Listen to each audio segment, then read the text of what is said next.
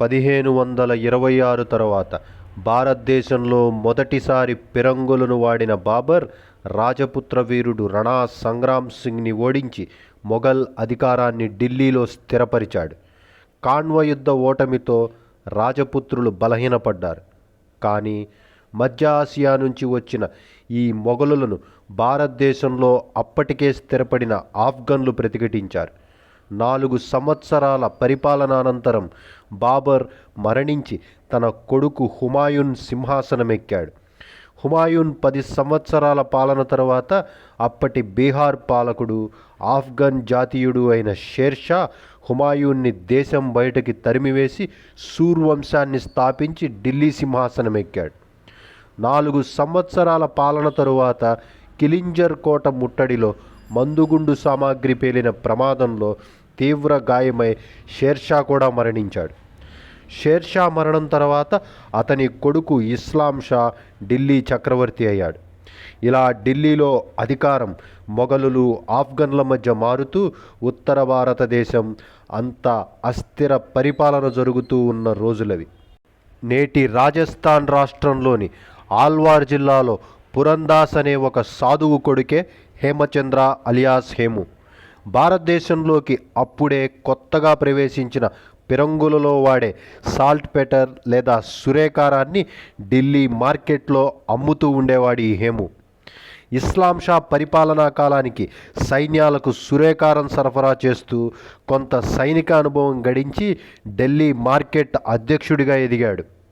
తరువాత ఇస్లాం షా హేముని ఇంటెలిజెన్స్ చీఫ్గా, ఆర్మీ కమాండర్గా చేసి ఆఫ్ఘన్ సేనాధిపతులతో సమానంగా చూశాడు.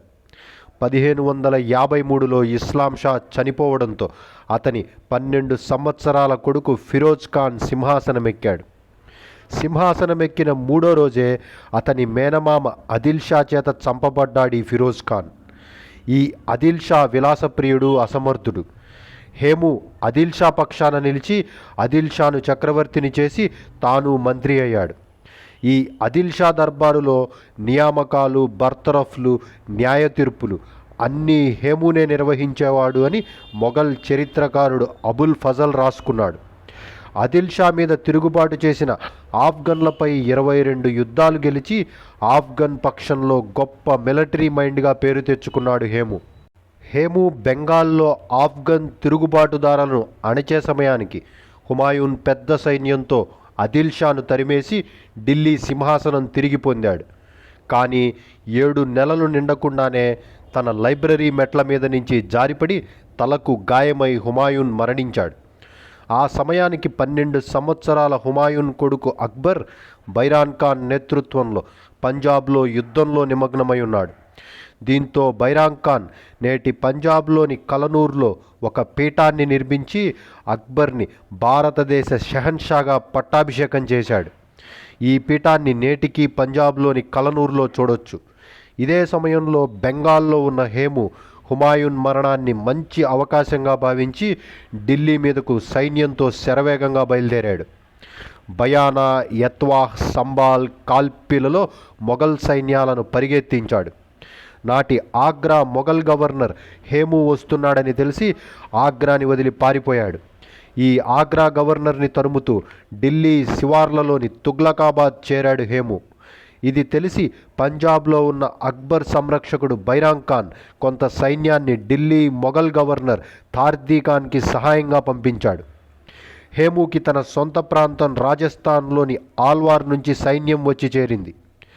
1000 మదపుటేనుగులు, 50,000 సైన్యం, 51 ఫిరంగులు, 500 గన్మెన్లతో తుగ్లకాబాద్లో బీభత్సం సృష్టించాడు హేము. దీంతో మొఘల్ సైన్యాలు చెల్లాచెదురై హేముకి ఢిల్లీ చిక్కింది. 7 అక్టోబర్ 1556న సామ్రాట్ హేమచంద్ర విక్రమాదిత్యగా భారతదేశ హిందూ చక్రవర్తిగా పట్టాభిషేకం చేసుకున్నాడు హేము.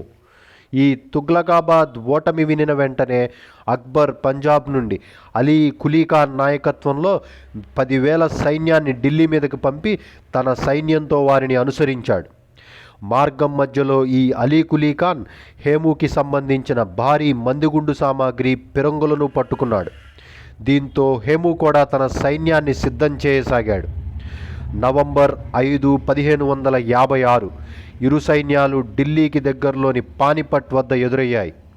అలీ కులీ ఖాన్ నాయకత్వంలో మొఘల్ సైన్యాలను యుద్ధక్షేత్రంలో నిలిపి బైరాంగ్ ఖాన్, అక్బర్ 13 కిలోమీటర్ల దూరంలో కాచుకొని ఉన్నారు. హవాయి అనే ఏనుగు మీద హేము అతని అక్క కొడుకు రమ్యాతో కలిసి నేరుగా యుద్ధరంగంలో దిగాడు. తన కుడి, ఎడమ సైనిక పటాలాలతో అత్యంత చాకచక్యంగా యుద్ధాన్ని నడుపుతూ విజయానికి చేరువైన హేమును చూసి మొఘల్ సైన్యాలు చెదిరిపోసాగాయి. దీంతో అప్రమత్తమైన బైరాంగ్ ఖాన్ హేముని గాయపరచటమో చంపటమో చేయాలని కొంతమంది ఆర్చర్లని ప్రత్యేకంగా పంపించాడు.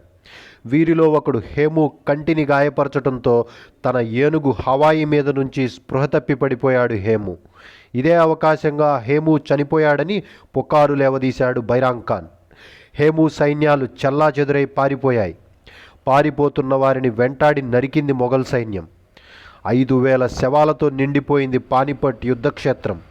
ఇదే రెండవ పానిపట్ యుద్ధంగా చరిత్రలో నిలిచిపోయింది. గాయపడిన హేముని బంధించి మొఘల్ గుడారానికి చేర్చారు. బైరాంగ్ ఖాన్ ఆజ్ఞతో 13 ఏళ్ల అక్బర్ 55 సంవత్సరాల హేము తల నరికి ఘాజీగా పిలువబడ్డాడు. ఆఫ్ఘన్లలో భయం పుట్టించడానికి హేము తలని కాబూల్ పంపించారు. మొండాన్ని ఢిల్లీలో ఒక గేట్కి వేలాడదీశారు. రాజస్థాన్లోని ఆల్వార్లో హేము కుటుంబాన్ని పట్టుకున్నారు. ఇస్లాంలోకి మారటానికి నిరాకరించిన హేము తండ్రి పురందాస్ని చంపారు. హేము భార్యను అంతఃపుర సైనికులు కోట నుండి తప్పించారు. ఈ విధంగా సామాన్య కుటుంబంలో పుట్టిన హేము తన తెలివితేటలతో భారతీయ ఆత్మగౌరవాన్ని నిలబెడుతూ ఢిల్లీ సింహాసనమెక్కిన తీరు నేటికీ ఒక ప్రేరణే. మొఘల్ చరిత్రకారుడు అబుల్ ఫజల్ ఆఫ్ఘన్లు, మొఘలుల మధ్య హేము ఎదిగిన తీరుని ప్రశంసిస్తూ హేమచంద్ర బిక్రమజిత్ అలియాస్ హేమును చంపకుండా ఉంటే బాగుండేదని బాధపడ్డాడు. హర్యానాలో నేటికి పానిపట్టు వద్ద హేము సమాధిని చూడొచ్చు. ఈ వీడియో కనుక మీకు నచ్చితే దయచేసి కమెంట్ చేయండి, సబ్స్క్రైబ్ చేయండి, షేర్ చేయండి. Thank you.